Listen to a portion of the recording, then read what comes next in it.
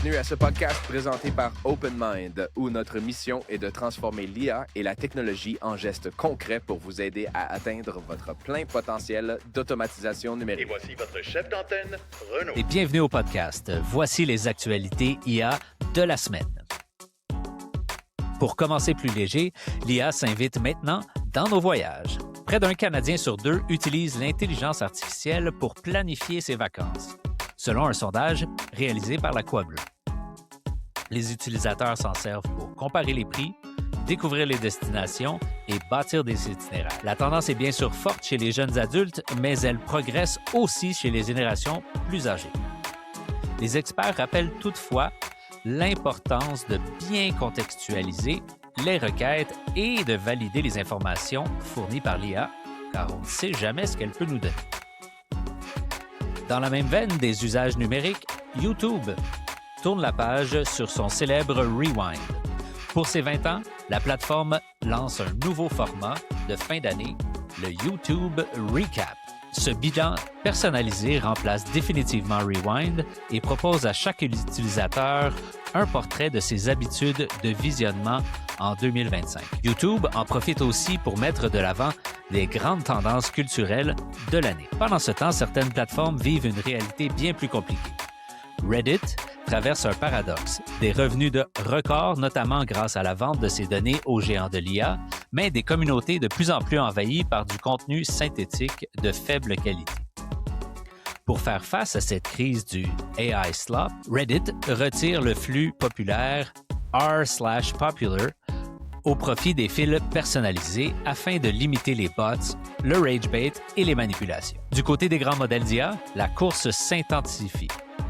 Anthropic lance Claude Opus 4.5, un modèle qui a surpassé les candidats humains internes lors de tests d'ingénierie. De son côté, Google pousse encore plus loin l'intégration de Gemini dans ses applications, tandis qu'OpenAI tente de reprendre du terrain avec GPT 5.2. La bataille reste féroce. En parallèle, l'industrie semble changer de stratégie.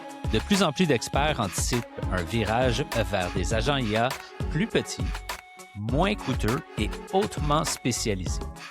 Ces systèmes spécialisés permettent une meilleure efficacité et une adoption plus facile pour les tâches précises exécutées en entreprise. Sur le plan technologique, l'IA franchit aussi un cap important. Les avancées récentes en multimodalité montrent que des systèmes capables de comprendre des images, textes et voix à un niveau proche de celui de l'humain, notamment avec le modèle GPT-4V. Derrière ces avancées, il y a surtout des humains. Le magazine Time a consacré sa couverture 2025 aux architectes de l'IA, mettant en lumière les dirigeants, chercheurs, ingénieurs qui façonnent les modèles et les infrastructures au cœur de cette transformation. Une reconnaissance du rôle central que l'IA a dans l'économie et le quotidien. Cette dynamique se reflète aussi au Canada.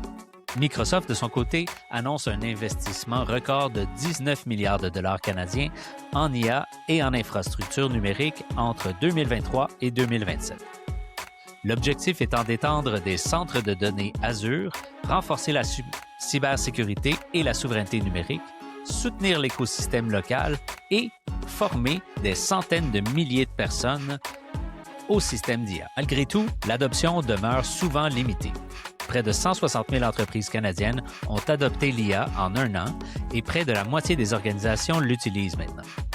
Toutefois, la majorité se limite encore à des usages de base comme les agents conversationnels.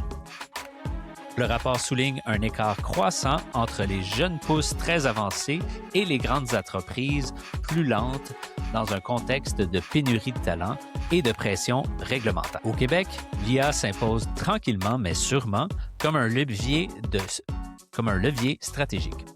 Au Québec, l'IA s'impose tranquillement mais sûrement comme un levier stratégique. Lorsqu'elle est bien comprise et intégrée à tous les niveaux, l'IA peut améliorer la productivité et répondre à la pénurie de main-d'œuvre sans éliminer d'emplois. Des projets concrets, comme l'agent conversationnel du Musée national des beaux-arts de Québec, illustrent le potentiel d'une adoption structurée et bien encadrée. Pour conclure, tour sur Google et Gemini. Selon le bilan Year in Search 2025, Gemini a été le terme le plus recherché sur Google. Le modèle Gemini 3, intégré au cœur de Chrome, Search et Android, se distingue par ses capacités de raisonnement multimodal, son AI Mode dans le moteur de recherche et ses outils d'agentic coding.